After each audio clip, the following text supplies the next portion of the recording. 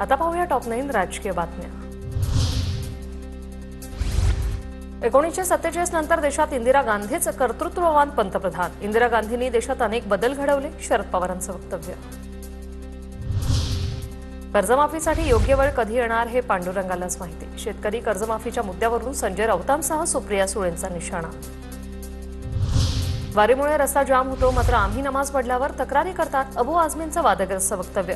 विधानामुळे राजकीय वादंगन निर्माण होण्याची शक्यता। मैं आ रहा था अगर पूना से, तो मुझे लोगों ने कहा कि पालकी जाने वाली है, जल्दी जाएंगे नहीं तो फिर रास्ता जाम हो जाएगा। रास्ता जाम हो रहा है, हमने कभी मना नहीं किया, लेकिन हमारी मस्जिद, हमारी नमाज के लिए यानी ये जानबूझ करके ना इस देश में मुसलमानों के लिए जमीन तंग की जा रही है।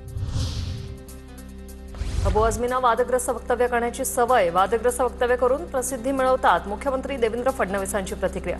फालतू विषयावर मी बोलणार नाही असंही केलं वक्तव्य। अबू आझमी यांना वादग्रस्त विधान करण्याचा शौक आहे, कारण त्यांना असं वाटतं की वादग्रस्त विधान केलं की प्रसिद्धी जास्त मिळते। त्यामुळे मी त्यांना प्रसिद्धीच्या लायक समजत नाही, म्हणून असल्या फालतू गोष्टीला मी उत्तर देणार नाही। सेना भवन आणि मातोश्री परिसरात नितेश राणेंच्या वाढदिवसानिमित्त जोरदार बॅनरबाजी। बॅनरवर नितेश राणे यांचा वस्ताद आणि हिंदू गब्बरचा उल्लेख। नितेश राणेंच्या हिंदू गब्बर बॅनरवरून ठाकरे गटाच्या अखिल चित्रे यांची टीका। नितेश राणे गब्बर नसून वळवळणारे रब्बर असा घणाघात। त्यांना मातोश्री आणि ठाकरेंची गरज होती आणि राहणार असंही वक्तव्य।